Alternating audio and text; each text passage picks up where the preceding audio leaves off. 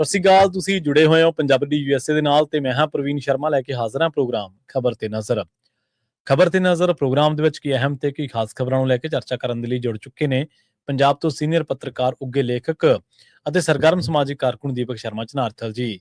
ਸ਼ਰਮਾ ਸਤਿ ਸ਼੍ਰੀ ਅਕਾਲ, ਸਵਾਗਤ ਹੈ ਜੀ ਪੰਜਾਬੀ ਦੀ ਯੂਐਸਏ ਤੇ ਜੀ। ਸਤਿ ਸ਼੍ਰੀ ਅਕਾਲ ਪ੍ਰਵੀਨ ਜੀ, ਸਾਰੇ ਦਰਸ਼ਕਾਂ ਨੂੰ ਸਰੋਤਿਆਂ ਨੂੰ ਪਿਆਰ ਭਰੀ ਸਤਿ ਸ਼੍ਰੀ ਅਕਾਲ। ਸਤਿ ਸ਼੍ਰੀ ਅਕਾਲ ਜੀ। ਪ੍ਰੋਗਰਾਮ ਦੇ ਵਿੱਚ ਅੱਗੇ ਵਧਣ ਤੋਂ ਪਹਿਲਾਂ ਧੰਨਵਾਦ ਕਰਦੇ ਚਲੀਏ ਸਪਾਂਸਰਸ ਦਾ ਜਿਹੜੇ ਜ਼ਰੀਆ ਬਣਦੇ ਨੇ ਇਹਨਾਂ ਪ੍ਰੋਗਰਾਮਾਂ ਨੂੰ ਤੁਹਾਡੇ ਤੱਕ ਪਹੁੰਚਾਉਣ ਦੇ ਲਈ। ਖਾਲਸਾ ਇੰਸ਼ੋਰੈਂਸ ਏਜੰਸੀ ਵਾਲੇ ਜਿਨ੍ਹਾਂ ਤੋਂ ਤੁਸੀਂ ਹਰ ਤਰੀਕੇ ਦੀ ਇੰਸ਼ੋਰੈਂਸ ਲੈ ਸਕਦੇ ਹੋ। ਇੰਸ਼ੋਰੈਂਸ ਬਾਰੇ ਪਤਾ ਕਰਨ ਦੇ ਲਈ ਇਹਨਾਂ ਦਾ ਨੰਬਰ ਹੈ 408-272-2500। ਇਹ 1992 ਤੋਂ ਲੈ ਕੇ ਲਗਾਤਾਰ ਇੰਸ਼ੋਰੈਂਸ ਬਿਜ਼ਨਸ ਦੇ ਵਿੱਚ ਸ਼ਾਨਦਾਰ ਸੇਵਾਵਾਂ ਦੇ ਰਹੇ ਨੇ ਤੇ ਅਮਰੀਕਾ ਭਰ ਦੇ ਵਿੱਚ ਇੰਸ਼ੋਰੈਂਸ ਕਰਦੇ ਨੇ। ਓਬਾਮਾ ਕੇਅਰ, ਮੈਡੀਕੇਅਰ ਜਾਂ ਫਿਰ ਕਵਰਡ ਕੈਲੀਫੋਰਨੀਆ ਬਾਬਤ ਪਾਲਿਸੀ ਕਰਵਾਉਣ ਦੇ ਲਈ, ਸਲਾਹ ਲੈਣ ਦੇ ਲਈ ਅੱਜ ਹੀ ਕਾਲ ਕਰੋ 408-272-2500 ਤੇ। ਟਰਕੀਆਨਾ ਇਮੀਗ੍ਰੇਸ਼ਨ ਲਾ ਫਰਮ ਵਾਲੇ ਜੇ ਟਰਕੀਆਨਾ, ਟੌਨੀ ਟਰਕੀਆਨਾ ਦੇ ਨਾਲ ਤੁਸੀਂ ਯੂਐਸ ਇਮੀਗ੍ਰੇਸ਼ਨ ਬਾਬਤ ਕੋਈ ਵੀ ਸਲਾਹ ਕਰਨੀ ਹੈ, ਕੋਈ ਵੀ ਸਵਾਲ ਪੁੱਛਣਾ ਤੇ ਇਹਨਾਂ ਦਾ ਨੰਬਰ ਹੈ 415-909-0503। ਗੁਰਦੀਪ ਸਿੰਘ ਬਿਰਦੀ ਕਲੋਵਿਸ, ਮਨਦੀਪ ਸਿੰਘ ਸੈਨ ਹੋਜ਼ੇ, ਓਂਕਾਰ ਸਿੰਘ ਫਰੈਜ਼ਨੋ, ਗੁਰਨਾਮ ਸਿੰਘ ਐਂਟੀਲੋਪ, ਜਰਨੈਲ ਸਿੰਘ ਸੈਟਲ, ਮਨਦੀਪ ਢਿੱਲੋਂ ਯੂਨੀਵਰਸਿਟੀ ਤੇ ਲਾਲੀ ਸਿੰਘ ਗਰੇਵਾਲ ਫਰੀਮੌਂਟ ਤੋਂ। ਇਹਨਾਂ ਸਾਰੇ ਹੀ ਸਪਾਂਸਰਸ ਦਾ ਬਹੁਤ-ਬਹੁਤ ਧੰਨਵਾਦ। ਤੇ ਜੇਕਰ ਤੁਸੀਂ ਵੀ ਪੰਜਾਬੀ ਯੂਐਸਏ ਦੇ ਇਹਨਾਂ ਪ੍ਰੋਗਰਾਮਾਂ ਨੂੰ ਸਪਾਂਸਰ ਕਰਨਾ ਚਾਹੁੰਦੇ ਹੋ ਤਾਂ ਸਟੂਡੀਓ ਦਾ ਨੰਬਰ ਹੈ 408-272-5200। ਅੱਜ ਦਾ ਇਹ ਖਬਰ ਤੇ ਨਜ਼ਰ ਪ੍ਰੋਗਰਾਮ ਸਾਲ 2026 ਦੀ 26 ਮਈ ਦਾ ਪ੍ਰੋਗਰਾਮ ਹੈ ਤੇ ਦਿਨ ਅੱਜ ਮੰਗਲਵਾਰ ਹੈ। ਖਬਰਾਂ ਦੇ ਬੁਲਾਈਏ ਤੇ ਸ਼ੁਰੂਆਤ ਕਰੀਏ ਸ਼ਰਮਾ ਜੀ ਕੌਂਸਲ ਚੋਣਾਂ ਤੋਂ। ਕੌਂਸਲ ਚੋਣਾਂ ਦੇ ਦਰਮਿਆਨ ਜੋ ਵੱਖ-ਵੱਖ ਥਾਵਾਂ ਤੋਂ ਵੀਡੀਓ ਫੁਟੇਜ ਆਈਆਂ ਨੇ, ਜੋ ਝੜਪਾਂ ਦੀਆਂ ਫੁਟੇਜ ਆਈਆਂ ਨੇ, ਜੋ ਤੂੰ ਮੈਂ ਦੀਆਂ ਫੁਟੇਜ ਆਈਆਂ ਨੇ, ਉਹਨਾਂ ਤੋਂ ਪਤਾ ਲੱਗਦਾ ਕਿ ਚੋਣਾਂ ਜਿਹੜੀਆਂ ਹੋ ਕੇ ਨਿਬੜੀਆਂ ਨੇ ਕਿਸ ਹਾਲ ਦੇ ਵਿੱਚ ਹੋਈਆਂ ਨੇ। ਝੜਪਾਂ ਦੀਆਂ ਖਬਰਾਂ ਨੇ, ਤੂੰ ਮੈਂ ਪੱਤਰਕਾਰਾਂ ਦੇ ਨਾਲ, ਰਵਨੀਤ ਬਿੱਟੂ ਦੀਆਂ ਵੀਡੀਓਜ਼ ਆ ਰਹੀਆਂ ਨੇ ਮਜੀਠਾ ਹਲਕੇ ਤੋਂ। ਕੀ ਕੁਝ ਵਾਪਰਿਆ ਇਸ ਚੋਣਾਂ ਦੇ ਮੌਕੇ ਤੇ ਜਿਹਨੂੰ ਲੋਕਤੰਤਰ ਦੇ ਵਿੱਚ ਤਿਉਹਾਰ ਵੀ ਕਿਹਾ ਜਾਂਦਾ ਜੀ? ਪ੍ਰਵੀਨ ਜੀ, ਨਗਰ ਕੌਂਸਲ, ਨਗਰ ਨਿਗਮ, ਨਗਰ ਪੰਚਾਇਤ ਦੀਆਂ ਇਹ ਚੋਣਾਂ ਜਿਹਦੇ ਵਿੱਚ 8 ਨਗਰ ਨਿਗਮ ਲਈ, 75 ਦੇ ਕਰੀਬ ਨਗਰ ਕੌਂਸਲਾਂ ਦੇ ਲਈ ਤੇ 20 ਨਗਰ ਪੰਚਾਇਤਾਂ, 21 ਨਗਰ ਪੰਚਾਇਤਾਂ ਸੀ ਜਿਨ੍ਹਾਂ ਚੋਂ 20 ਦੇ ਲਈ ਵੋਟਾਂ ਪਈਆਂ। ਸੋ 7555 ਉਮੀਦਵਾਰ ਕੁੱਲ ਮੈਦਾਨ ਸੀਗੇ ਜਿਨ੍ਹਾਂ ਦੇ ਭਵਿੱਖ ਦਾ ਫੈਸਲਾ, ਉਹਨਾਂ ਦੀ ਜਿੱਤ ਹਾਰ ਦਾ ਫੈਸਲਾ ਹੁਣ ਡੱਬਿਆਂ 'ਚ ਬੰਦ ਹੈ। 29 ਤਰੀਕ ਨੂੰ ਗਿਣਤੀ ਹੋਣੀ ਹੈ ਜੀ। ਸਵੇਰੇ 8 ਵਜੇ ਪੋਲਿੰਗ ਸ਼ੁਰੂ ਹੁੰਦੀ ਹੈ, ਸ਼ਾਮ ਦੇ 5 ਵਜੇ ਤੱਕ ਪੋਲਿੰਗ ਚੱਲਦੀ ਹੈ। ਜਦੋਂ ਪੰਜਾਬ ਦੇ ਵਿੱਚ ਤਾਪਮਾਨ, ਮਤਲਬ ਸੂਰਜੀ ਤਾਪਮਾਨ ਦੀ ਜੇ ਆਪਾਂ ਗੱਲ ਕਰੀਏ, ਉਹ 40+ ਡਿਗਰੀ ਤੇ ਚੱਲ ਰਿਹਾ ਹੋਵੇ ਤੇ ਉਸ ਸਥਿਤੀ ਦੇ ਵਿੱਚ ਕੱਲਾ ਉਹੀ ਤਾਪਮਾਨ ਨਹੀਂ, ਤੁਹਾਡੇ ਸਿਰ ਨੂੰ ਉਹੀ ਗਰਮੀ ਨਹੀਂ ਚੜ੍ਹਦੀ, ਸੱਤਾਂ ਦੀ ਗਰਮੀ ਵੀ ਚੜੀ ਹੁੰਦੀ ਹੈ। ਤੇ ਇੱਧਰ ਰਾਜਨੀਤਿਕ ਕਈ ਤਰ੍ਹਾਂ ਨੂੰ ਇਹ ਵੀ ਗਰਮੀ ਹੁੰਦੀ ਹੈ ਕਿ ਸਾਡੇ ਕੋਲ ਤਾਂ ਦਿੱਲੀ ਵਾਲੇ ਤਖਤ ਦਾ ਰਾਜ ਹੈ। ਸਹੀ ਹੈ, ਬਿਲਕੁਲ। ਤੇ ਕਈਆਂ ਨੂੰ ਇਹ ਹੁੰਦਾ ਕਿ ਅਗਲੀ ਵਾਰ ਅਸੀਂ ਆ ਜਾਣਾ। ਸੋ ਇਸ ਲਈ ਜਿਹੜਾ ਇਹ ਗਰਮੀ ਹੈ ਨਾ, ਇਹ ਜ਼ਿਆਦਾ ਤੰਗ ਕਰਦੀ ਹੈ। ਸੋ ਕੱਲ ਵਾਲੇ ਦਿਨ ਪੰਜਾਬ ਭਰ ਦੇ ਵਿੱਚ ਜਿਸ ਤਰ੍ਹਾਂ ਮਤਲਬ 1000 ਤੋਂ ਵੱਧ ਪੋਲਿੰਗ ਬੂਥ ਸੀਗੇ ਜੀ, ਤੇ ਉੱਥੋਂ ਤੁਸੀਂ ਇਹ ਹਿਸਾਬ ਲਓ ਕਿ 1000 ਦੇ ਵਿੱਚੋਂ ਜੇ 2 ਦਰਜਨ 3 ਦਰਜਨ ਥਾਵਾਂ ਦੇ ਉੱਤੇ ਅਜਿਹੀਆਂ ਘਟਨਾਵਾਂ ਦੀ ਖਬਰਾਂ ਵੀ ਆਈਆਂ ਤਾਂ ਇਹਨੂੰ ਬਹੁਤ ਜ਼ਿਆਦਾ ਹਿੰਸਕ ਘਟਨਾਵਾਂ ਨਹੀਂ ਕਹਿ ਸਕਦੇ। ਠੀਕ ਹੈ, ਅੱਛਾ। ਹਾਂ, ਅੱਜ ਦੀ ਤਰੀਕ 'ਚ ਟੈਕਨੋਲੋਜੀ ਦਾ ਯੁੱਗ ਹੈ। ਤੁਰੰਤ ਫੁਟੇਜ ਆ ਜਾਂਦੀ ਹੈ, ਵੀਡੀਓ ਆ ਜਾਂਦੀ ਹੈ, ਤਸਵੀਰਾਂ ਆ ਜਾਂਦੀਆਂ ਨੇ। ਉਹਦੇ ਨਾਲ ਫਿਰ ਇਹ ਪਹਿਲੂ ਬਹੁਤ ਵੱਡਾ ਲੱਗਦਾ ਜਦੋਂ ਕਿ ਉਹ ਕੁਝ ਸਕਿੰਟਾਂ, ਕੁਝ ਪਲਾਂ ਲਈ ਹੁੰਦਾ, ਬਾਕੀ ਦਿਨ ਪਰ ਸਾਰਾ ਕੁਝ ਠੀਕ ਹੀ ਚੱਲਿਆ। ਸਹੀ ਹੈ। ਕੁੱਲ ਮਿਲਾ ਕੇ ਪੰਜਾਬ ਅਜੇ ਯੂਪੀ, ਬਿਹਾਰ ਵਾਲੀਆਂ ਚੋਣ ਵਾਲੀ ਸਥਿਤੀਆਂ 'ਚ ਨਹੀਂ ਜਾ ਰਿਹਾ। ਇਹ ਚੰਗਾ ਸ਼ਗਨ ਹੈ। ਪਰ ਜਿੰਨੀਆਂ ਘਟਨਾਵਾਂ ਵਾਪਰੀਆਂ ਜੀ, ਉਹ ਲੋਕਤੰਤਰ ਦੇ ਲਈ ਖਤਰਨਾਕ ਹੈ। ਸਾਡੀ ਚੋਣ ਪ੍ਰਣਾਲੀ ਦੇ ਲਈ ਬਹੁਤ ਖਤਰਨਾਕ ਹੈ। ਜਿਸ ਤਰ੍ਹਾਂ ਸਮਾਣੇ 'ਚ ਜੋ ਕੁਝ ਵਾਪਰਿਆ ਜੀ, ਮਤਲਬ ਲੋਕ ਸਮਰਥਕ, ਭੀੜ, ਇਹ ਤਾਂ ਵਿਗੜੇ। ਪੁਲਿਸ ਕਿਉਂ ਵਿਗੜੇ? ਪੁਲਿਸ ਵੀ ਪੱਥਰਬਾਜ਼ੀ ਕਰ ਰਹੀ ਹੈ, ਲੋਕ ਵੀ ਪੱਥਰਬਾਜ਼ੀ ਕਰ ਰਹੇ ਨੇ ਜੀ। ਸਹੀ ਹੈ। ਤੇ ਲੋਕ ਤਾਂ ਫਿਰ ਇਸ ਪੱਖੋਂ ਵੀ ਕਿਹਾ ਜਾਂਦਾ ਕਿ ਵੀ ਮਾੜਾ ਬੰਦਾ ਕਰੂਗਾ ਕੀ ਜਦੋਂ ਫਿਰ ਧੱਕਾ ਕਰੋਗੇ ਸੀ ਉਹਦੇ ਨਾਲ, ਹੈ ਨਾ। ਤੇ ਪੁਲਿਸ ਕੱਲੀ ਪੱਥਰਬਾਜ਼ੀ ਨਹੀਂ ਕਰਦੀ, ਉਹ ਫਿਰ ਡੰਡੇ ਵੀ ਭਰਾਉਂਦੀ ਹੈ, ਫਿਰ ਉਹ ਫਾਇਰ ਵੀ ਕਰਦੀ ਆ। ਸਹੀ ਹੈ। ਤੇ ਇਹਦਾ ਮਤਲਬ ਸੱਤਾ ਨੇ ਆਪਣਾ ਪੂਰਾ ਦਮਖਮ ਵਰਤਿਆ। ਸੱਤਾਧਾਰੀ ਧਿਰ ਨੇ ਆਪਣਾ ਪੂਰੀ ਤਾਕਤ ਦਾ ਮੁਜ਼ਾਹਰਾ ਕੀਤਾ। ਸਮਾਈ ਕਿਉਂ? ਰਾਏਕੋਟ 'ਚ ਜੋ ਕੁਛ ਹੋਇਆ, ਹੁਣ ਉੱਥੇ ਤਾਂ ਕਹਿੰਦੇ ਜੀ ਕਿ ਕਾਂਗਰਸੀ ਉਮੀਦਵਾਰ ਦੀਆਂ ਲੱਤਾਂ ਬਾਹਾਂ ਹੀ ਤੋੜਤੀਆਂ। ਹੁਣ ਉਹ ਖੂਨ ਨਾਲ ਲਿਬੜਿਆ ਹੋਇਆ ਬੰਦਾ ਮੰਜੇ ਤੇ ਪਿਆ, ਉਹ ਤਸਵੀਰ ਹੀ ਬਹੁਤ ਸਾਰੀ ਚੋਣ ਦਾ ਹੀ ਦ੍ਰਿਸ਼ ਬਦਲ ਦਿੰਦੀ ਆ। ਸਹੀ ਹੈ, ਬਿਲਕੁਲ। ਕਿਆ ਦੇਖ ਲਓ ਜੀ, ਆਹ ਕੁਛ ਹੈ ਪੰਜਾਬ ਦੇ ਵਿੱਚ ਹੋ ਰਿਹਾ। ਫਿਰ ਬੀਬੀ ਮਾਣੂਕੇ ਵਾਲਾ ਮਾਮਲਾ ਸਾਹਮਣੇ ਆਇਆ, ਹੈ ਨਾ ਜੀ, ਉੱਥੇ ਤਕਰਾਰ ਬਹਿਸ ਹੁੰਦੀ ਨਜ਼ਰ ਆਈ। ਫਿਰ ਵਿਜੇਂਦਰ ਸਿੰਗਲਾ ਤੇ ਉਹ ਹੈ ਨਾ ਬੀਬੀ ਦੇ ਵਿਚਾਲੇ ਮਸਲਾ ਆ ਗਿਆ ਜੀ, ਉਹ ਅੰਦਰ ਚਲਾ ਗਿਆ ਜੀ, ਉਹ ਕਿਵੇਂ ਜਾ ਸਕਦਾ ਅੰਦਰ ਜੀ, ਹੈ ਨਾ, ਨਰਿੰਦਰ ਕੌਰ ਭਰਾਜ ਵਾਲੇ ਮਾਮਲੇ ਤੇ। ਫਿਰ ਮਜੀਠਾ 'ਚ ਜੋ ਕੁਛ ਹੋਇਆ, ਵਿਕਰਮ ਮਜੀਠੀਆ ਦੀ ਤਕਰਾਰ ਬਹਿਸ ਨਜ਼ਰ ਆਉਂਦੀ ਆ। ਫਿਰ ਇਹ ਕਹਿੰਦਾ ਵੀ ਮੈਨੂੰ ਜਾਣ ਨਹੀਂ ਦਿੰਦੇ, ਕਿਉਂਕਿ OSD ਰਿਹਾ ਭਗਵੰਤ ਮਾਨ ਦਾ ਪਹਿਲਾਂ ਓਂਕਾਰ ਸਿੰਘ, ਉਹਨੂੰ ਚੱਕ ਲਿਆ ਪੁਲਿਸ ਨੇ, ਅੱਜ ਕੱਲ ਉਹ BJP ਨਾਲ। ਤੇ ਫਿਰ ਉਹ ਕਹਿੰਦੇ ਜੀ ਮਤਲਬ ਕਿ ਰਵਨੀਤ ਬਿੱਟੂ ਕਹਿੰਦੇ ਮੈਂ ਜਾਣਾ ਜੀ, ਫਿਰ ਬਿੱਟੂ ਨੂੰ ਘੇਰ ਲਿਆ ਉੱਥੇ। ਫਿਰ ਬਿੱਟੂ ਦੀ ਉਹ ਬਹਿਸ ਵੀਡੀਓ ਸਾਰਾ ਕੁਛ। ਸੋ ਇਹ ਸਾਰੀਆਂ ਚੀਜ਼ਾਂ ਦਿਖਾ ਰਹੀਆਂ ਨੇ ਕਿ ਸੱਤਾਧਾਰੀ ਧਿਰ ਨੇ ਵੀ ਉਹੀ ਕੁਛ ਕੀਤਾ ਜੋ ਅਕਾਲੀ, ਕਾਂਗਰਸੀ ਤੇ ਬਾਕੀ ਦਲ ਸੱਤਾ 'ਚ ਰਹਿ ਕੇ ਕਰਦੇ ਆਏ ਨੇ। ਸਹੀ ਹੈ। ਫਰਕ ਸਿਰਫ ਇੰਨਾ ਕਿ ਜਿਉਂ-ਜਿਉਂ ਗਾਂ ਤਾਕਤ ਆਈ ਜਾਂਦੀ ਹੈ, ਤਿਉਂ ਇਹ ਮਾਮਲਾ ਵਧੀ ਜਾਂਦਾ, ਘਟਣ ਦੀ ਬਜਾਏ। ਅਮਨ ਅਮਾਨ ਨਾਲ ਨਿਯਮਾਂ ਦੇ ਤਹਿਤ ਵੋਟਾਂ ਪਾਉਣ ਦੀ ਪ੍ਰਕਿਰਿਆ ਸਾਡੇ ਮੁਕੰਮਲ ਹੁੰਦੀ ਜਾ ਰਹੀ ਆ। ਉਹਦੀ ਥਾਂ ਦੇ ਉੱਤੇ ਹੁਣ ਜ਼ੋਰ ਅਜ਼ਮਾਇਸ਼, ਧੱਕਾ, ਆਪਣੀ ਪਹੁੰਚ, ਆਪਣੀ ਅਪਰੋਚ ਉਹ ਹਾਵੀ ਹੁੰਦੀ ਜਾ ਰਹੀ ਆ। ਜੇ MLA ਵੋਟਾਂ ਪੈਣ ਤੋਂ ਪਹਿਲਾਂ ਇਹ ਜਨਤਕ ਸਟੇਜਾਂ ਤੋਂ ਕਹਿਣ ਲੱਗ ਜਾਣ ਕਿ ਅਸੀਂ ਕੁੰਡੀ ਲਾ ਕੇ ਜਿੱਤ ਲੈਣਾ, ਸਹੀ ਹੈ, ਫਿਰ ਇਹਦਾ ਮਤਲਬ ਸਪਸ਼ਟ ਹੈ ਕਿ ਤੁਸੀਂ ਵੋਟਾਂ ਪਾਉਣ ਦੀ ਵੀ ਲੋੜ ਕੀ ਹੈ, ਫਿਰ ਤਾਂ ਨਾਮਜ਼ਦ ਕਰ ਲਿਆ ਕਰੋ। ਜਿਵੇਂ ਕੁਝ ਬੰਦੇ ਕਹਿੰਦੇ ਆ ਨਾ ਕਿ ਫਿਰ ਭਾਈ ਫਾਇਦਾ ਕੀ, ਸਰਕਾਰ ਆਪਣੇ ਬੰਦੇ ਭੇਜਿਆ ਕਰਕੇ ਆਹੀ ਤੁਹਾਡੇ MC ਹੋਣਗੇ। ਸਹੀ ਹੈ, ਬਿਲਕੁਲ, ਤੁਹਾਡੇ MLA ਆਹੀ ਹੋਣਗੇ, ਹੈ ਨਾ। ਜਦੋਂ ਅਸੀਂ ਪਾਰਟੀਆਂ ਦੇ ਵਿੱਚ ਪਾਰਟੀ ਦੀ ਬਜਾਏ, ਸਰਕਾਰਾਂ 'ਚ ਸਰਕਾਰ ਦੀ ਬਜਾਏ, ਭਗਵੰਤ ਮਾਨ ਦੀ ਸਰਕਾਰ, ਨਰਿੰਦਰ ਮੋਦੀ ਦੀ ਸਰਕਾਰ, ਸੋ ਫਿਰ ਉਹ ਵਰਤਾਰਾ ਇਹਨਾਂ ਚੋਣਾਂ 'ਚ ਵੀ ਦ੍ਰਿਸ਼ ਦੂਗਾ। ਸੋ ਬੇਸ਼ੱਕ 64% ਦੇ ਲਗਭਗ 63.94% ਦੀ ਲਗਭਗ ਪੋਲਿੰਗ ਹੋਈ ਹੈ, ਤੇ 2 ਦਰਜਨ ਦੇ ਕਰੀਬ, 3 ਦਰਜਨ ਦੇ ਕਰੀਬ ਹਿੰਸਕ ਘਟਨਾਵਾਂ ਮੋਟੀਆਂ-ਮੋਟੀਆਂ ਜਿਹੜੀਆਂ ਛੋਟੀਆਂ-ਮੋਟੀਆਂ ਝੜਪਾਂ ਤਾਂ ਕਈ ਥਾਵਾਂ ਤੇ ਹੋਈਆਂ, ਹੈ ਨਾ, ਪਰ ਕੁੱਲ ਮਿਲਾ ਕੇ ਜਿਹੜੀਆਂ ਵੱਡੀਆਂ ਘਟਨਾਵਾਂ ਸਾਹਮਣੇ ਵਿੱਚੋਂ 2 ਦਰਜਨ ਤੋਂ ਲੈ ਕੇ 3 ਦਰਜਨ ਦੇ ਦਰਮਿਆਨ ਨੇ। ਪਰ ਇਹ ਸਹੀ ਨਹੀਂ ਹੈਗਾ ਵਰਤਾਰਾ, ਜਿੱਧਰ ਨੂੰ ਅਸੀਂ ਜਾ ਰਹੇ ਹਾਂ ਇਹ ਵਰਤਾਰਾ ਸਹੀ ਨਹੀਂ ਹੈਗਾ। ਔਰ ਮੈਂ ਪਹਿਲਾਂ ਵੀ ਗੱਲ ਕਰਦਾ ਰਿਹਾ ਕਿ ਸੱਤਾਧਾਰੀ ਧਿਰ ਆਪਣੀ ਤਾਕਤ ਦੇ ਦਮ ਤੇ ਚੋਣਾਂ ਤਾਂ ਲੁੱਟ ਲੂਗੀ ਜੀ। ਸਹੀ ਹੈ, ਕਿਉਂਕਿ ਮੁੱਖ ਮੰਤਰੀ ਭਗਵੰਤ ਮਾਨ ਚਲਦੀ ਚੋਣ ਦੇ ਦਰਮਿਆਨ ਮੀਡੀਆ ਨਾਲ ਗੱਲਬਾਤ ਕਰਦੇ ਆ, ਕਹਿੰਦੇ ਆ ਕਿ ਵਿਧਾਨ ਸਭਾ ਚੋਣਾਂ ਦੇ ਵਿੱਚ 1 ਅੱਧੀ ਸੀਟ ਆਉਣੀ ਆ ਪਠਾਨਕੋਟ ਵਾਲੇ ਪਾਸਿਓਂ BJP ਨੂੰ, ਕਾਂਗਰਸ 9 ਤੇ ਸਿਮਟ ਜਾਣੀ ਆ, ਅਕਾਲੀ ਦਲ ਦਾ ਖਾਤਾ ਹੀ ਨਹੀਂ ਖੁੱਲਣਾ, ਅਸੀਂ ਉਹ ਆ ਰਹੇ ਹਾਂ। ਠੀਕ ਹੈ, ਮਤਲਬ ਇਹ ਲਿਖ ਕੇ ਦੇਣਾ ਇੱਕ ਚੈਨਲ ਤੇ, ਉਹ ਡਰਾਮਾ ਜਿਹੜਾ ਕਿ ਕੇਜਰੀਵਾਲ ਕਰਦੇ ਸੀ ਹੁਣ ਭਗਵੰਤ ਮਾਨ ਡਾਇਰੈਕਟ ਕਰ ਰਹੇ ਨੇ ਨਾ ਉਹ। ਸੋ ਇਸ ਲਈ ਇਹ ਚੋਣਾਂ ਨੂੰ ਪ੍ਰਭਾਵਿਤ ਕਰਨ ਵਾਲਾ ਨਹੀਂ ਹੈ ਜੀ। ਸਹੀ ਹੈ, ਇਹ ਚੋਣਾਂ ਤੇ ਅਸਰ ਪਾਉਣ ਵਾਲੀ ਗੱਲ ਨਹੀਂ। ਠੀਕ ਹੈ, ਤੁਸੀਂ ਰਾਜਨੀਤਿਕ ਬੰਦੇ ਹੋ, ਪਰ ਕਦੇ ਮੁੱਖ ਮੰਤਰੀ ਵੀ ਬਣ ਲਓ ਕਿ ਪਾਰਟੀ ਦੇ ਪ੍ਰਚਾਰਕ ਤੇ ਬੁਲਾਰੇ ਬਣ ਕੇ ਵਿਚਰਨਾ। ਸਹੀ ਹੈ, ਇਹੀ ਗੱਲ ਲੋਕ ਨਰਿੰਦਰ ਮੋਦੀ ਲਈ ਕਹਿੰਦੇ ਨੇ। ਸੋ ਇਸ ਵਰਤਾਰੇ 'ਚ ਫਿਰ ਤੁਸੀਂ ਨਿਰਪੱਖ ਚੋਣ ਦੀ ਉਮੀਦ ਕਿਵੇਂ ਕਰੋਗੇ? ਨਹੀਂ ਹੋ ਸਕਦੀ। ਇਸ ਲਈ ਚੋਣਾਂ ਹੋ ਗਈਆਂ, ਨਤੀਜੇ ਆਉਣਗੇ। ਮੈਨੂੰ ਤਾਂ ਇਹ ਫਿਕਰ ਇਹ ਹੈ ਕਿ 26 ਨੂੰ ਘੱਟ ਕਿਤੇ 29 ਨੂੰ ਵੱਧ ਖਿਲਾਰਾ ਨਾ ਪੈ ਜਾਵੇ, ਅਜੇ ਤਾਂ ਗਿਣਤੀ ਤੇ ਖੇਲ ਵੱਡਾ ਨਾ ਹੋ ਜਾਵੇ ਕੋਈ ਜੀ। ਸੋ ਇਸ ਲਈ ਇਸ ਚੋਣਾਂ 'ਚ ਜਿੰਨਾ ਧੱਕਾ ਸੱਤਾਧਾਰੀ ਧਿਰ ਕਰੂਗੀ, ਉਹਨਾਂ ਨੂੰ ਵਿਧਾਨ ਸਭਾ ਚੋਣਾਂ 'ਚ ਨੁਕਸਾਨ ਹੋਊਗਾ। ਜੀ ਬਿਲਕੁਲ। ਨਾਲੇ ਪਿਛਲੀਆਂ ਸਰਕਾਰਾਂ, ਪਿਛਲੀਆਂ ਪਾਰਟੀਆਂ ਦੇ ਨਾਲ ਇਹ ਚੀਜ਼ਾਂ ਵਾਪਰੀਆਂ ਨੇ ਵੀ ਤੁਸੀਂ ਕਿਸੇ ਵੀ ਥਾਂ ਦੇ ਉੱਤੋਂ ਮੰਨ ਲਓ ਕਿਸੇ ਵੀ ਚੋਣ ਦੇ ਵਿੱਚ ਮੰਨ ਲਓ ਸਰਪੰਚੀ 'ਚ ਤੁਸੀਂ ਲੋਕਾਂ ਨਾਲ ਧੱਕਾ ਕਰ ਲਿਆ, ਕਿ ਉਦੋਂ ਬਾਅਦ ਲਿਖ ਕੇ ਦੇ ਦਿੰਦੇ ਲੋਕ ਵੀ MLA 'ਚ ਵੋਟਾਂ ਤੁਹਾਨੂੰ ਹੀ ਪਾਵਾਂਗੇ, ਸਰਕਾਰ ਤੁਹਾਡੀ ਬਣਾਵਾਂਗੇ। ਜੇ ਧੱਕੇ ਨਾਲ ਹੀ ਕੰਮ ਚੱਲਦਾ ਹੁੰਦਾ ਤੇ ਬਾਦਲਾਂ ਦੀ ਸਰਕਾਰ ਹੀ ਨਾ ਟੁੱਟਦੀ, ਜਾਂ ਕਾਂਗਰਸ ਨੂੰ ਕੌਣ ਸੱਤਾ ਤੋਂ ਬਾਹਰ ਕਰਦਾ। ਕੱਲ ਵਾਲੀ ਚੋਣ 'ਚ ਕੁਛ ਚੀਜ਼ਾਂ ਸਾਫ਼ ਹੋਈਆਂ ਨੇ।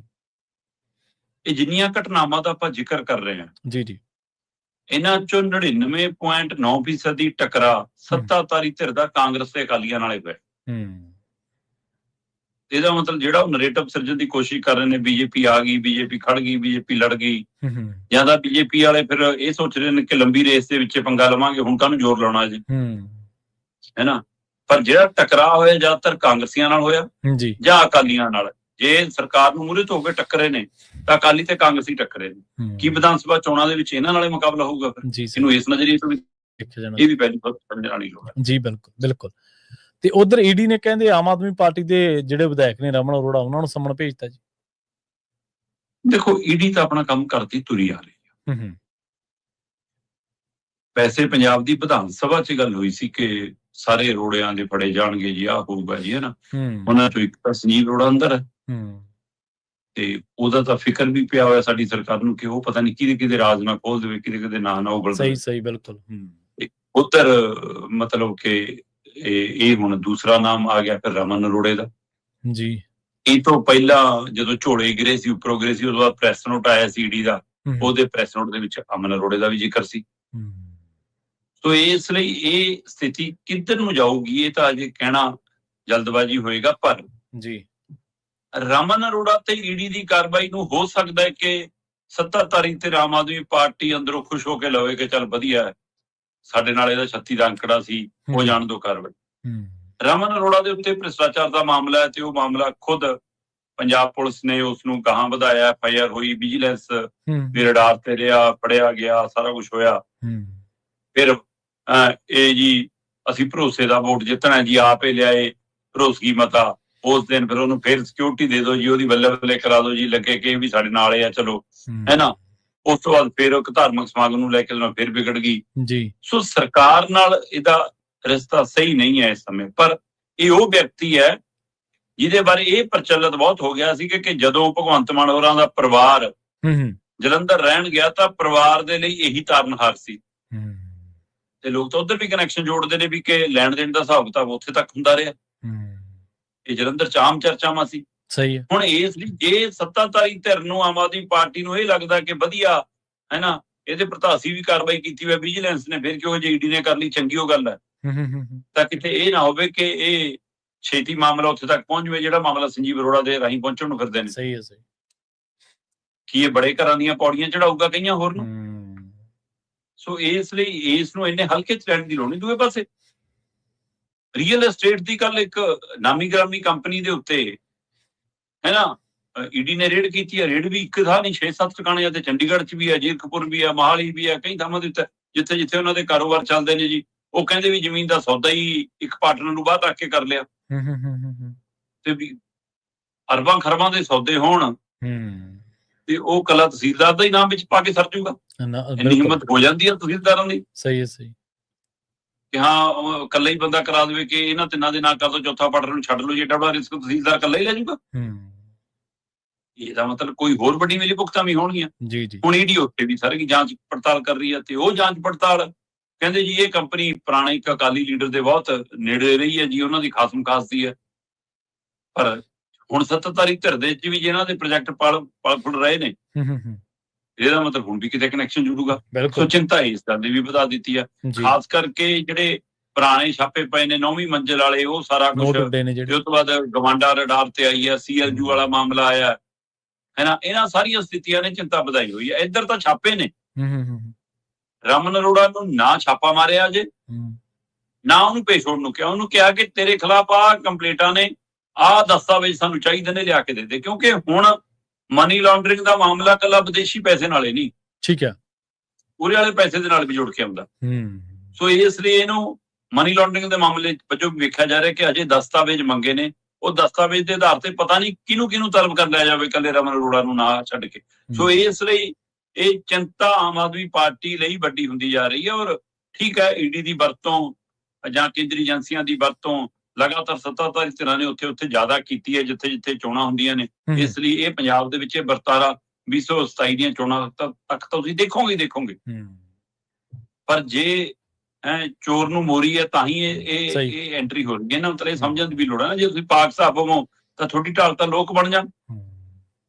ਤੇ ਲੋਕ ਕਿਉਂ ਨਹੀਂ ਕਹਿ ਰਹੇ ਕਿ ਹਾਂ ਕੇਂਦਰ ਧੱਕਾ ਕਰਿਆ ਵੀ ਕੀ ਕਰੇ, ਲੋਕਾਂ ਨੂੰ ਲੱਗਦਾ ਕਿ ਇਹਨਾਂ ਨੇ ਕੀਤਾ ਹੋਊਗਾ ਜੀ ਤਾਂ ਵੱਧ ਰਹੇ ਨੇ। ਸੋ ਇਹ ਜਿਹੀਆਂ ਖੇਲਾ ਹੁੰਦੇ ਆ, ਤੁਸੀਂ ਅਜੇ ਲੰਬਾ ਦੇਖੋਗੇ, ਇਹਦੇ ਵਿੱਚ ਕਈ ਹੋਰ ਫਸਣਗੇ ਅਜੇ। ਜੀ ਅਗਲੀ ਗੱਲ ਕਰੀਏ ਸ਼ਰਮਾ ਜੀ, ਆਪਾਂ ਡੇਰਾ ਸਿਰਸਾ ਮੁਖੀ ਦੀ ਆਪਾਂ ਹਰ ਵਾਰ ਇਹ ਗੱਲ ਕਰਦੇ ਹੁੰਦੇ ਹਾਂ ਵੀ ਸਰਕਾਰਾਂ ਦੀ ਮਿਹਰਬਾਨੀ ਸਦਕਾ ਡੇਰਾ ਸਿਰਸਾ ਮੁਖੀ ਕੁਝ ਸਮੇਂ ਬਾਅਦ ਹੀ ਬਾਹਰ ਆ ਜਾਂਦਾ। ਹੁਣ ਕਹਿੰਦੇ 16ਵੀਂ ਵਾਰ ਜਿਹੜਾ ਡੇਰਾ ਸਿਰਸਾ ਮੁਖੀ ਹੈ ਪੈਰੋਲ ਤੇ ਬਾਹਰ ਆਇਆ, ਫਰਲੋਂ ਤੇ ਬਾਹਰ ਆਇਆ ਜੀ। ਪ੍ਰਵੀਨ ਜੀ ਇਹ ਸਾਲ 2026 ਦਾ 5ਵਾਂ ਮਹੀਨਾ ਅਜੇ ਮੁੱਕਣਾ ਹੈ। ਔਰ ਇਹਨਾਂ ਹੀ 5 ਮਹੀਨਿਆਂ ਚ ਦੂਜੀ ਵਾਰ ਫਰਲੋ ਹੈ ਜੀ। ਸਹੀ ਹੈ। ਜਨਵਰੀ ਚ 40 ਦਿਨਾਂ ਦੀ ਫਰਲੋ ਮਿਲੀ ਸੀ ਜੀ, ਜਿਹੜੀ ਫਰਵਰੀ ਚ ਮੁੱਕੀ ਜਾ ਕੇ, ਤੇ ਮਾਰਚ ਅਪ੍ਰੈਲ ਲੰਘਿਆ, ਮਈ ਚ ਫੇਰ ਬਾਹਰ। ਮਤਲਬ ਸਜ਼ਾ ਬਾਹਰ ਰਹਿਣ ਦੀ ਮਿਲੀ ਹੋਈ ਹੈ ਕਿ ਅੰਦਰ ਰਹਿਣ ਦੀ ਮਿਲੀ ਹੋਈ ਹੈ। ਔਰ ਤੁਸੀਂ ਲਗਭਗ ਚੈੱਕ ਕਰਕੇ ਦੇਖ ਲਓ 2020 ਤੋਂ ਬਾਅਦ ਹਰ ਸਾਲ ਜਨਵਰੀ ਚ ਲਗਭਗ ਬਾਬੇ ਨੂੰ ਪੈਰੋਲ ਮਿਲਦੀ ਹੈ। ਠੀਕ ਹੈ। ਫਿਰ ਗੱਭੇ ਜਾ ਕੇ ਜੁਲਾਈ ਅਗਸਤ ਚ ਫਿਰ ਮਿਲ ਜਾਂਦੀ ਹੈ। ਫਿਰ ਅਕਤੂਬਰ ਨਵੰਬਰ ਦੇ ਨੇੜੇ ਫਿਰ ਮਿਲ ਜਾਂਦੀ ਹੈ। ਇਹ 3 ਵਾਰ ਚੱਲ ਰਹੀ ਹੈ। ਪਿਛਲੀ ਵਾਰ ਚੌਥੀ ਵਾਰ ਪਤਾ ਨਹੀਂ ਕਿਉਂ ਨਹੀਂ ਮਿਲੀ, 4 ਵਾਰ ਦੀ ਸੰਭਾਵਨਾ ਬਣ ਗਈ ਸੀ, ਇਸ ਵਾਰ ਫਿਰ 4 ਬਣਦੀ ਦਿਖ ਰਹੀ ਹੈ। ਤੁਸੀਂ ਇੱਥੋਂ ਹੀ ਅੰਦਾਜ਼ਾ ਲਾ ਲਓ ਕਿ 2017 ਦੇ ਵਿੱਚ ਸਜ਼ਾ ਹੁੰਦੀ ਹੈ ਡੇਰਾ ਸਿਰਸਾ ਮੁਖੀ ਨੂੰ। ਹਾਂਜੀ, ਠੀਕ ਹੈ ਜੀ। ਬਲਾਤਕਾਰ ਦਾ ਮਾਮਲਾ, ਕਤਲ ਦਾ ਮਾਮਲਾ ਹੈ ਨਾ। ਫਿਰ ਆ ਜੀ ਸੁਪਰੀਮ ਕੋਰਟ ਤੋਂ ਇੱਕ ਚ ਬਰੀ ਹੋ ਗਏ ਜੀ, ਪਰ ਆ ਬਲਾਤਕਾਰੀ ਵਾਲੇ ਮਾਮਲੇ ਚ ਅਜੇ ਵੀ ਸਜ਼ਾ ਹੈ ਜੀ। 2017 ਤੋਂ 2026 ਤੱਕ 2026 ਦਾ ਵੀ ਅਜੇ 5ਵਾਂ ਮਹੀਨਾ, ਇਸ ਸਮੇਂ ਤੱਕ 16 ਵਾਰ ਪੈਰੋਲ। ਚਲੋ ਆਪਾਂ 17 ਛੱਡ ਲੈਂਦੇ ਆ, 18 ਛੱਡ ਲੈਂਦੇ ਆ, 19 ਛੱਡ ਲੈਂਦੇ ਆ, 20 ਚ ਜਾ ਕੇ ਪਹਿਲੀ ਵਾਰ ਮਿਲਦੀ ਆ। ਠੀਕ ਹੈ। 20 ਚ ਇੱਕ ਦਿਨ ਦੀ ਪੈਰੋਲ ਮਿਲਦੀ ਆ ਮਾਂ ਨੂੰ ਮਿਲਣ ਦੇ ਲਈ। 21 ਦੇ ਵਿੱਚ 12 ਘੰਟਿਆਂ ਦੀ ਪੈਰੋਲ ਮਿਲਦੀ ਆ ਮਾਂ ਨੂੰ ਮਿਲਣ ਦੇ ਲਈ। ਉਹ ਤੋਂ ਬਾਅਦ ਖੇਲਾ ਸ਼ੁਰੂ ਹੁੰਦਾ। ਸਹੀ ਹੈ। 22, 23, 24, 25 ਤੇ 26 ਵੀ ਅਜੇ ਪੂਰਾ ਨਹੀਂ ਜੀ। ਮਤਲਬ 4.5 ਸਾਲਾਂ ਚ 14 ਵਾਰ ਹੈ ਤੇ 2020 ਤੋਂ ਲੈ ਕੇ 2026 ਤੱਕ 16 ਵਾਰ ਹੈ। ਆ ਲੋ ਮੇਰੇ ਕੋਲ ਡਾਟਾ ਪਿਆ ਸਾਰਾ। 24 ਅਕਤੂਬਰ 2020 ਜੀ, ਇੱਕ ਦਿਨ ਦੀ ਪੈਰੋਲ। 21 ਮਈ 2021 12 ਘੰਟਿਆਂ ਦੀ ਪੈਰੋਲ। ਤੇ ਲਓ ਜੀ ਫੇਰ ਖੇਡ ਸ਼ੁਰੂ ਹੁੰਦਾ 7 ਫਰਵਰੀ 2022 21 ਦਿਨਾਂ ਦੀ ਪੈਰੋਲ। ਜੂਨ 2022 30 ਦਿਨਾਂ ਦੀ ਪੈਰੋਲ। ਅਕਤੂਬਰ 2022 40 ਦਿਨਾਂ ਦੀ ਪੈਰੋਲ। 2022 ਚ 3 ਵਾਰ ਪੈਰੋਲ ਮਿਲ ਗਈ। ਠੀਕ ਹੈ। ਫਰਵਰੀ ਚ, ਜੂਨ ਚ, ਅਕਤੂਬਰ ਚ। ਉਹ ਤੋਂ ਬਾਅਦ ਜੀ 21 ਜਨਵਰੀ 2023 2023 ਦੇ ਜਨਵਰੀ ਚ 40 ਦਿਨਾਂ ਦੀ ਪੈਰੋਲ ਮਿਲ ਗਈ। ਜੁਲਾਈ ਚ ਫੇਰ ਮਿਲ ਗਈ। 20 ਜੁਲਾਈ 2023 30 ਦਿਨਾਂ ਦੀ ਪੈਰੋਲ ਫਿਰ ਮਿਲ ਗਈ। ਨਵੰਬਰ 2023 21 ਦਿਨਾਂ ਦੀ ਪੈਰੋਲ ਫਿਰ ਮਿਲ ਗਈ ਜੀ। ਜਨਵਰੀ ਚ, ਜੁਲਾਈ ਚ, ਨਵੰਬਰ ਚ ਫਿਰ ਪੈਰੋਲ ਮਿਲ ਗਈ। ਲਓ ਜੀ ਇਹ ਆ ਗਿਆ ਜੀ। ਫਿਰ ਹੁਣ 2023 2023 ਦੇ ਵਿੱਚ ਜਨਵਰੀ ਚ, ਜੁਲਾਈ ਚ, ਨਵੰਬਰ ਚ। 2024 ਜਨਵਰੀ ਚ, ਅਗਸਤ ਚ, ਅਕਤੂਬਰ ਚ। 2024 ਦੇ ਵਿੱਚ ਜਨਵਰੀ ਚ 50 ਦਿਨਾਂ ਦੀ, ਅਗਸਤ ਦੇ ਵਿੱਚ ਫਿਰ ਮਿਲ ਗਈ 21 ਦਿਨਾਂ ਦੀ ਤੇ ਅਕਤੂਬਰ ਦੇ ਵਿੱਚ ਫਿਰ ਮਿਲ ਗਈ 20 ਦਿਨਾਂ ਦੀ ਜੀ। 24 ਤੋਂ ਬਾਅਦ 25 ਚੜਿਆ, 28 ਜਨਵਰੀ ਨੂੰ ਫਿਰ ਮਿਲ ਗਈ 30 ਦਿਨਾਂ ਦੀ ਪੈਰੋਲ। ਤੇ ਉਹ ਤੋਂ ਬਾਅਦ ਜੀ 9 ਅਪ੍ਰੈਲ ਨੂੰ ਫਿਰ ਮਿਲ ਗਈ 21 ਦਿਨਾਂ ਦੀ। ਅਗਸਤ ਚ ਫਿਰ ਮਿਲ ਗਈ 50 ਦਿਨਾਂ ਦੀ। ਇੱਥੇ ਸੀਗਾ ਕਿ ਵੀ ਅਗਸਤ ਤੋਂ ਬਾਅਦ ਇੱਕ ਵਾਰ ਹੋਰ ਮਿਲ ਸਕਦੀ ਹੈ ਅਜੇ। ਸੋ ਫਿਰ 2026 ਚੜਿਆ 3 ਜਨਵਰੀ 2026 ਨੂੰ 40 ਦਿਨਾਂ ਦੀ। ਤੇ ਹੁਣ ਆਪਾਂ ਅਕਸਰ ਅੱਗੇ ਵੀ ਗੱਲਾਂ ਕਰਦੇ ਆਏ ਆ ਕਿ 16 ਵਾਰ ਚੋਂ 13-14 ਵਾਰ ਦੀ ਪੈਰੋਲ ਕਿਸੇ ਨਾ ਕਿਸੇ ਚੋਣ ਨਾਲ ਜੁੜ ਕੇ, ਖਾਸ ਕਰ ਪੰਜਾਬ ਹਰਿਆਣਾ ਵਾਲੀ ਤੱਕ ਬਿਲਕੁਲ ਜੁੜਦੀਆਂ ਰਹੀਆਂ। ਤੇ ਜਿੱਦਣ ਨਗਰ ਨਿਗਮ, ਨਗਰ ਕੌਂਸਲ ਦੀਆਂ ਵੋਟਾਂ ਬਣਨ ਸੀ ਉਦੋਂ ਸਵੇਰੇ ਜੇਲ੍ਹ ਤੋਂ ਬਾਹਰ ਆ ਡੇਰਾ ਸਿਰਸਾ ਮੁਖੀ। ਸਹੀ ਹੈ। ਆ ਫਿਰ 30 ਦਿਨਾਂ ਦੀ ਪੈਰੋਲ। ਸੋ ਇਸ ਲਈ ਹੁਣ ਇਹ ਬਾਬੇ ਤੇ ਮਿਹਰਬਾਨੀ ਆ ਸਰਕਾਰ ਦੀ ਕਿ ਸਰਕਾਰ ਤੇ ਮਿਹਰਬਾਨੀ ਆ ਬਾਬੇ ਦੀ? ਕੌਣ ਕਿਹਦੇ ਤੇ ਮਿਹਰਬਾਨੀਆਂ ਕਰ ਰਿਹਾ? ਇਹ ਤਾਂ ਅੰਦਾਜ਼ਾ ਆਪਣੇ ਆਪੇ ਲੱਗਦਾ ਕਿ ਉਹਦਾ ਕਿੰਨਾ ਫਾਇਦਾ, ਕਿੰਨਾ ਨਫਾ, ਕਿਹਦਾ ਨੁਕਸਾਨ ਕਿਹਨੂੰ ਹੁੰਦਾ ਰੱਬ ਜਾਣੇ। ਪਰ ਇਹ ਖੇਲਾ ਜਾਰੀ ਆ। ਆਪਾਂ ਪੂਰੇ ਭਾਰਤ ਦੀ, ਆਪਾਂ ਸਾਰੀਆਂ ਜੇਲ੍ਹਾਂ ਦੀ ਗੱਲ ਨਹੀਂ ਕਰਦੇ। ਸਿਨੈਰੀਓ ਜੇਲ੍ਹ ਜਿਹਦੇ ਵਿੱਚ ਡੇਰਾ ਸਿਰਸਾ ਮੁਖੀ ਗੁਰਮੀਤ ਸਿੰਘ ਰਾਮ ਰਹੀਮ ਬੰਦ ਹੈ, ਉਸ ਜੇਲ੍ਹ ਦਾ ਹੀ 2017 ਤੋਂ ਲੈ ਕੇ 2026 ਤੱਕ ਦਾ ਰਿਕਾਰਡ ਕਢਾ ਕੇ ਦੇਖ ਲਓ ਕਿ ਜਿਹੜਾ ਸਧਾਰਨ ਕਿਸੇ ਕੇਸ 'ਚ ਵੀ ਬੰਦ ਹੈ ਕਿ ਉਹਨੂੰ 4 ਵਾਰ ਵੀ ਪੈਰੋਲ ਮਿਲੀ ਹੈ। ਸਹੀ ਹੈ, ਬਿਲਕੁਲ ਸਹੀ ਹੈ। ਬਲਾਤਕਾਰ, ਕਤਲ ਵਾਲਿਆਂ ਨੂੰ ਤਾਂ ਇੱਕ ਪਾਸੇ ਰੱਖ ਲਓ ਸੀ। ਜਿਹੜਾ ਇਹਦੇ ਨਾਲੋਂ ਵੱਧ ਉਮਰ ਵਾਲਾ ਹੈ ਕਿ ਉਹਨੂੰ ਕਦੇ ਏਦਾਂ ਪੈਰੋਲ ਮਿਲੀ ਆ? ਜਿਹੜਾ ਇਹਦੇ ਨਾਲੋਂ ਵੱਧ ਹਾਊ ਹੈ ਉੱਥੇ ਅੰਦਰ, ਉਹਦਾ ਰਿਕਾਰਡ ਬੋਲਦਾ ਹੋਵੇ ਕਿ ਇਹਦੀ ਨੇਚਰ ਵਧੀਆ, ਇਹਦਾ ਵਿਵਹਾਰ ਵਧੀਆ, ਇਹਦਾ ਕੰਮਕਾਰ ਵਧੀਆ ਹੈ ਨਾ, ਉਹਨੂੰ ਕਦੇ ਪੈਰੋਲ ਮਿਲੀ ਹੋਵੇ? ਰਿਕਾਰਡ ਚੈੱਕ ਕਰਕੇ ਦੇਖ ਲਓ, ਇੱਕੋ ਜੇਲ੍ਹ 'ਚ ਚੈੱਕ ਕਰਕੇ ਦੇਖ ਲਓ, ਪੂਰੇ ਭਾਰਤ ਦਾ ਛੱਡੋ ਜੀ। ਸਹੀ ਹੈ। ਸੋ ਇਸ ਲਈ ਜਨਾਬ ਜਿਨ੍ਹਾਂ ਦਾ ਨਾਤਾ ਉੱਪਰ ਜੁੜ ਜਾਂਦਾ ਨਾ ਤਖਤ ਨਾਲ, ਉਹਨਾਂ ਦੀ ਜੇਲ੍ਹਾਂ ਵੀ ਮਹਿਲ ਵਰਗੀ ਹੁੰਦੀਆਂ। ਫਿਰ ਇਸ ਲਈ ਅੰਦਰ ਬਾਹਰ ਕੋਈ ਫਰਕ ਨਹੀਂ। ਬਿਲਕੁਲ ਸਹੀ ਹੈ ਜੀ। ਉਹ ਕਦੇ ਟੂਲ ਬਣੋ, ਕੰਮ ਕਰੋ ਤੇ ਮੌਜਾਂ ਕਰੋ, ਕਹਿੰਦੇ ਅਸੀਂ ਤੁਹਾਡੇ ਤੋਂ ਕੀ ਲੈਣਾ, ਸਾਨੂੰ ਕੋਈ ਕਾਨੂੰਨ ਨਾਲ ਜਾਂ ਲੋਕਾਂ ਦੀ ਰਾਏ ਨਾਲ ਥੋੜੋ ਆ, ਸਾਨੂੰ ਤਾਂ ਸਾਡੇ ਕੰਮ ਨਾਲ ਹੈ। ਅਗਲੀ ਗੱਲ ਕਰੀਏ, ਕਈ ਵਾਰੀ ਤੁਸੀਂ ਪੰਜਾਬ ਸਰਕਾਰ ਤੇ ਆਪਾਂ ਜਦੋਂ SGPC ਦੀ ਗੱਲ ਕਰਦੇ ਹਾਂ, ਸ਼੍ਰੋਮਣੀ ਗੁਰਦੁਆਰਾ ਪ੍ਰਬੰਧਕ ਕਮੇਟੀ ਦੀ ਗੱਲ ਕਰਦੇ ਹਾਂ, ਤੁਸੀਂ ਬਹੁਤ ਵਾਰ ਇਹ ਗੱਲ ਕਹੀ ਹੈ ਵੀ ਸਰਕਾਰ ਦੇ ਸਿੱਧੇ ਦਖਲਅੰਦਾਜ਼ੀ ਦੇ ਰਾਹ ਖੁੱਲ ਰਹੇ ਨੇ। ਖਬਰ ਜਿਹੜੀ ਆ ਅਗਲੀ ਜਿਹਦੀ ਆਪਾਂ ਚਰਚਾ ਕਰਨ ਜਾ ਰਹੇ ਹਾਂ, ਤਫਸੀਲ ਨਾਲ ਦੱਸਿਓ ਕਿ ਹੁਣ ਵਾਕਈ ਪੰਜਾਬ ਸਰਕਾਰ ਐਸਜੀਪੀਸੀ ਦੇ ਖਾਤੇ ਵੀ ਫਰੋਲਣ ਲੱਗ ਗਈ ਹੈ ਜੀ? ਦੇਖੋ, ਸ਼੍ਰੋਮਣੀ ਗੁਰਦੁਆਰਾ ਪ੍ਰਬੰਧਕ ਕਮੇਟੀ ਸਿੱਖ ਕੌਮ ਦੀ ਸਿਰਮੌਰ ਸੰਸਥਾ ਹੈ ਜੀ। ਪਰ ਆਪਾਂ ਅੱਗੇ ਵੀ ਗੱਲ ਕਰਦੇ ਆਏ ਹਾਂ ਕਿ ਸ਼੍ਰੋਮਣੀ ਕਮੇਟੀ ਦੇ ਚੁਣੇ ਨੁਮਾਇੰਦਿਆਂ ਦੇ ਵਿੱਚ ਲੱਖ ਖਾਮੀਆਂ ਹੋਣਗੀਆਂ। ਉਹਨਾਂ ਬੰਦਿਆਂ ਨੂੰ ਬਦਲਣ ਦੀ ਲੋੜ ਹੈ, ਉਹਨਾਂ ਦੀ ਥਾਂ ਤੇ ਸੁਹਿਰਦ ਮੈਂਬਰਾਂ ਨੂੰ ਲਿਆਉਣ ਦੀ ਲੋੜ ਹੈ। ਪਰ ਜੇ ਅਸੀਂ ਸੰਸਥਾ ਹੀ ਮਾਰ ਬੈਠੇ ਜੀ, ਫਿਰ ਤਾਂ ਘੱਟ ਗਿਣਤੀ ਵਿਰੋਧੀ ਤਾਕਤਾਂ ਹੋਰ ਮਜ਼ਬੂਤ ਹੋ ਕੇ ਆ ਜਾਣਗੀਆਂ। ਉਹਨਾਂ ਨੂੰ ਅਸੀਂ ਆਪ ਸਪੇਸ ਦੇ ਰਹੇ ਹਾਂ ਕਿ ਆਜੋ ਸੰਭੋ ਸਾਰਾ ਕੁਝ। ਸਹੀ ਹੈ। ਤੇ ਜੇ ਅਸੀਂ ਪਹਿਲਾਂ ਕਹਿੰਦੇ ਹਾਂ ਕਿ ਮਸੰਦਾਂ ਦਾ ਰਾਜ ਮਸਾਂ ਛਡਾਇਆ, ਤੇ ਹੁਣ ਅਸੀਂ ਕਹਿੰਦੇ ਹਾਂ ਜੀ ਕਿ ਸਾਡੇ ਆਪਣੀ ਉੱਥੇ ਮਸੰਦ ਬਣ ਕੇ ਬੈਠੇ ਨੇ, ਪਰ ਉਹਨਾਂ ਨੂੰ ਹਟਾਉਣ ਦੇ ਚੱਕਰ 'ਚ ਕਿਤੇ ਅਸੀਂ ਇਹ ਨਾ ਹੋਵੇ ਕਿ ਅਸੀਂ ਸਿੱਧੀ ਉਹ ਤਾਕਤ ਨਵੇਂ ਔਰੰਗਜ਼ੇਬਾਂ ਨੂੰ ਦੇ ਬੈਠੀਏ। ਸਹੀ ਹੈ। ਸੋ ਇਸ ਲਈ ਇਹ ਬਹੁਤ ਫਿਕਰਮੰਦੀ ਵਾਲੀ ਸਥਿਤੀ ਹੈ ਐਸਜੀਪੀਸੀ ਨੂੰ ਲੈ ਕੇ। ਜੀ ਜੀ। ਸਿਰਫ ਸੁਖਬੀਰ ਬਾਦਲ ਵਾਲਾ ਮਸਲਾ ਨਹੀਂ ਗਾ। ਮਸਲਾ ਸੰਸਥਾ ਦੇ ਅਸਾਸਿਆਂ ਦੇ ਉੱਤੇ ਕੰਟਰੋਲ ਦਾ ਹੈ। ਔਰ ਜਿਹੜੀ ਕੋਸ਼ਿਸ਼ ਕੇਂਦਰ ਜਾਂ ਬੀਜੇਪੀ ਲਗਾਤਾਰ ਕਰਦੀ ਆ ਰਹੀ ਹੈ, ਇਸ ਤੋਂ ਪਹਿਲਾਂ ਕਿਸੇ ਸਮੇਂ ਕੈਪਟਨ ਦੇ ਸਮੇਂ ਵੀ ਕੋਸ਼ਿਸ਼ਾਂ ਹੋਈਆਂ, ਜਦੋਂ ਟੋੜਾ ਸਾਹਿਬ ਅੱਡ ਹੋਏ ਕਿ ਕੈਪਟਨ ਨੇ ਵੀ ਕਿਹਾ ਲੈ ਵੀ ਆਪਾਂ ਵੀ ਕਰ ਲਈਏ ਖੇਲਾ। ਪਰ ਅੱਜ ਸਵਾਲ ਇਹ ਖੜਾ ਹੈ ਕਿ ਜੇ ਕੇਂਦਰ ਕੰਟਰੋਲ ਕਰਨਾ ਚਾਹੁੰਦਾ ਹੈ, ਕੀ ਉਹ ਹੁਣ ਬਾਇਆ ਭਗਵੰਤ ਮਾਨ ਕੰਟਰੋਲ ਕਰਨ ਦੀ ਕਵਾਇਦ 'ਚ ਵੀ ਹੈ? ਤੁਸੀਂ ਇੱਥੋਂ ਅੰਦਾਜ਼ੇ ਲਾਓ ਕਿ ਤਾਜ਼ਾ ਮਾਮਲਿਆਂ 'ਚ ਸਰਕਾਰ ਬਣਨ ਤੋਂ ਬਾਅਦ ਚੈਨਲ ਵਾਲਾ ਰੇੜਕਾ ਆਇਆ। ਸਹੀ ਹੈ ਕਿ ਜੀ ਗੁਰਬਾਣੀ ਦੇ ਪ੍ਰਸਾਰਣ ਦਾ। ਜੇ ਨੀਅਤ ਸ਼੍ਰੋਮਣੀ ਕਮੇਟੀ ਜਾਂ ਅਕਾਲੀ ਦਲ ਬਾਦਲ ਦੀ ਇੰਨੀ ਸਪਸ਼ਟ ਹੁੰਦੀ ਤਾਂ ਅੱਜ ਐਸਜੀਪੀਸੀ ਦਾ ਆਪਣਾ ਚੈਨਲ ਖੜਾ ਹੁੰਦਾ ਤੇ ਉਲਟਾ ਚੌਖੀ ਆਮਦਨ ਐਸਜੀਪੀਸੀ ਨੂੰ ਆ ਰਹੀ ਹੁੰਦੀ। ਸਹੀ ਹੈ, ਬਿਲਕੁਲ ਜੀ।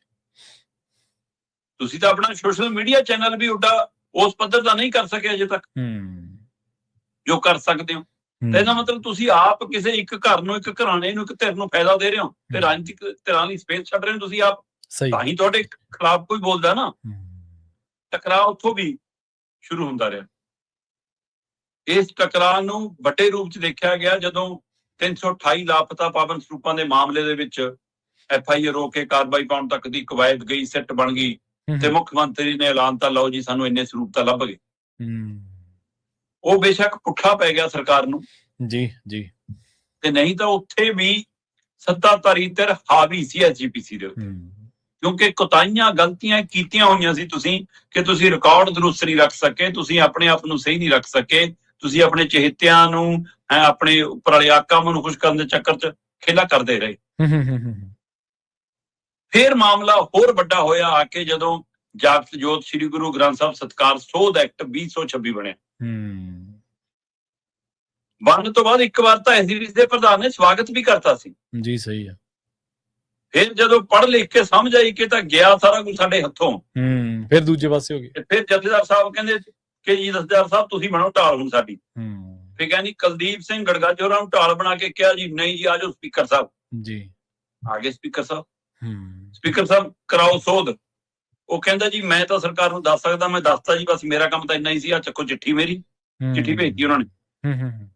ਇੱਧਰ ਜਥੇਦਾਰ ਸਾਹਿਬ ਤੇ ਪ੍ਰਧਾਨ ਸਾਹਿਬ ਬੁਲਾ ਕੇ ਬੈਠ ਕੇ ਇੱਕ ਥਾਂ ਤੇ ਲਿਆਓ ਜੀ ਰਾਜਪਾਲ ਸਾਹਿਬ ਤੁਸੀਂ ਉਹ ਕਰ ਦਿਓ ਕੁਛ। ਰਾਜਪਾਲ ਕਹਿੰਦਾ ਅੱਛਾ ਮੈਨੂੰ ਹੁਣ ਸਮਝ ਆਈ, ਮੈਂ ਬੁਲਾ ਕੇ ਬਈ ਉਹ ਸਭ ਨੂੰ ਪਤਾ ਕਿ ਰਾਜਪਾਲ ਨੇ ਆਪਣੀ ਮਰਜ਼ੀ ਨਾਲ ਕਾਨੂੰਨ ਥੋੜਾ ਬਣਾਇਆ, ਉਹ ਵੀ ਦਿੱਲੀ ਵਾਲਿਆਂ ਦੇ ਕਹੇ ਤੇ ਬਣਿਆ। ਸਹੀ ਹੈ, ਬਿਲਕੁਲ। ਤੇ ਹੁਣ ਜੇ ਉਹਨੇ ਸੋਧਾਂ ਲਈ ਤਲਬ ਵੀ ਕਰਨਾ ਹੋਊਗਾ ਤਾਂ ਦਿੱਲੀ ਵਾਲਿਆਂ ਦੇ ਕਹੇ ਤੇ ਹੀ ਹੋਊਗਾ। ਬਿਲਕੁਲ।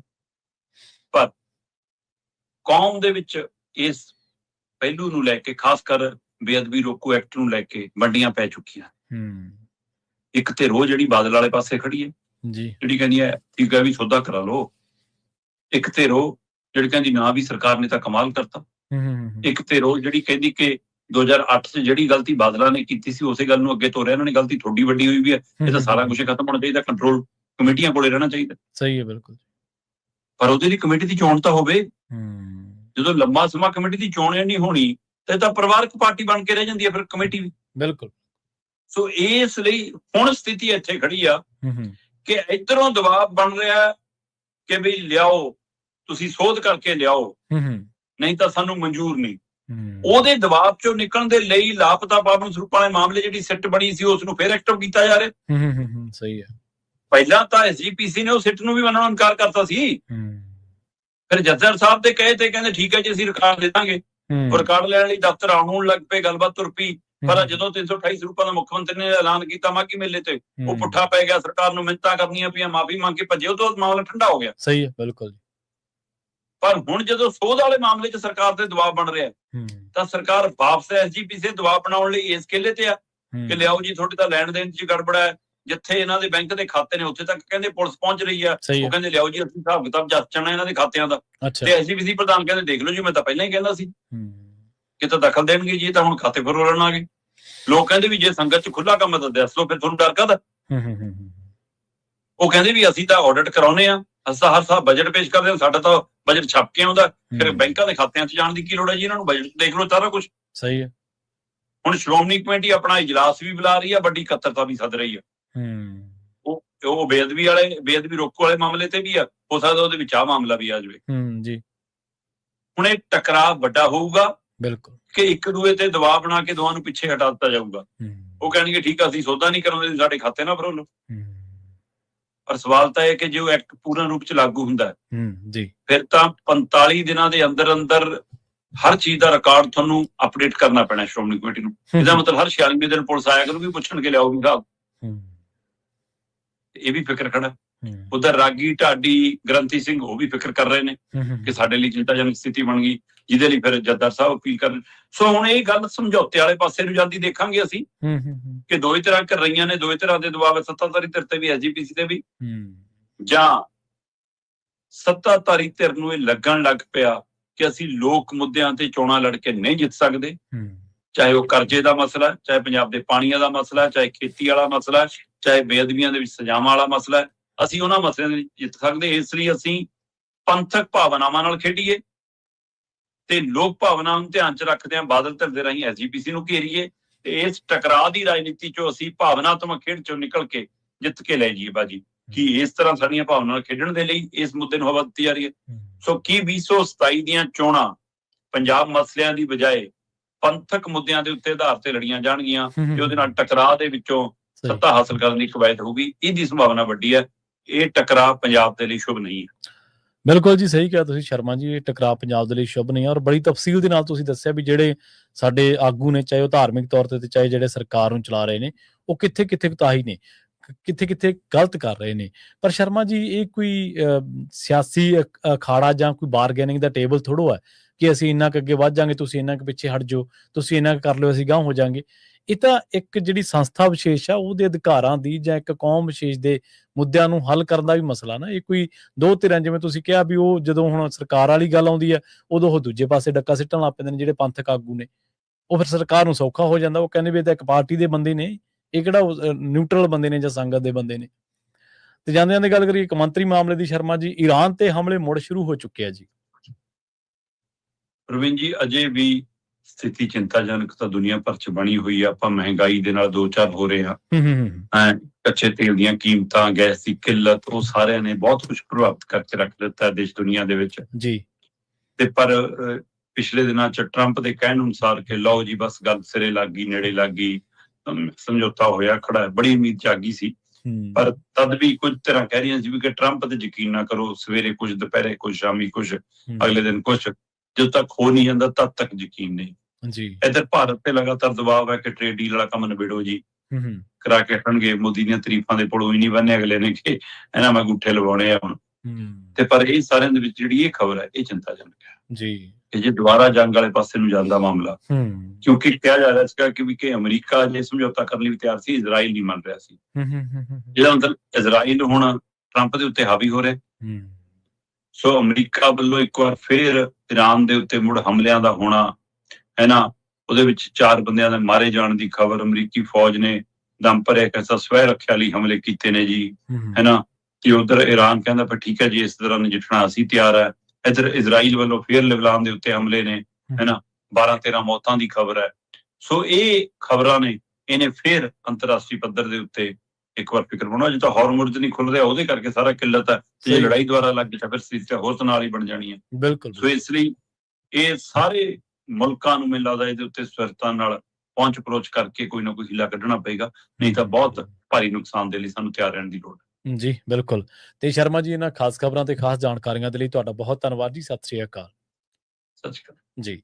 ਪ੍ਰੋਗਰਾਮ ਖਬਰ ਤੇ ਨਜ਼ਰ ਨੂੰ ਆਪਾਂ ਇੱਥੇ ਸਮਾਪਤ ਕਰਾਂਗੇ। ਤੁਹਾਡਾ ਸਾਰਿਆਂ ਦਾ ਵੀ ਬਹੁਤ ਧੰਨਵਾਦ। ਸਤਿ ਸ਼੍ਰੀ ਅਕਾਲ। ਇਸੇ ਤਰ੍ਹਾਂ ਜੁੜੇ ਰਹੋ ਪੰਜਾਬੀ ਰੇਡੀਓ।